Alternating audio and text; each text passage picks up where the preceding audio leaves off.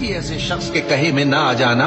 जो बहुत कस्में खाने वाला है, जलील है। शरारत से इशारे करने वाला, लगाई बुझाई करने वाला, माल देने में बड़ा बखील, हद से बढ़ा हुआ बदकार, सख्त खू और इसके अलावा बदजात है। इस सबब से कि माल और बेटे रखता है,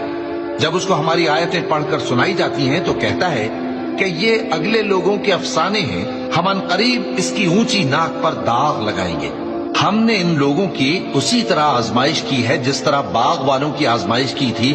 जब उन्होंने कस्में खा खा कर कहा कि सुबह होते होते हम उसका मेवा तोड़ लेंगे और इंशाअल्लाह न कहा। सो वो अभी सो ही रहे थे कि तुम्हारे परवरदिगार की तरफ से रातों रात उस पर एक आफत फिर गई, तो वो ऐसा हो गया जैसे कटी हुई खेती। फिर जब सुबह हुई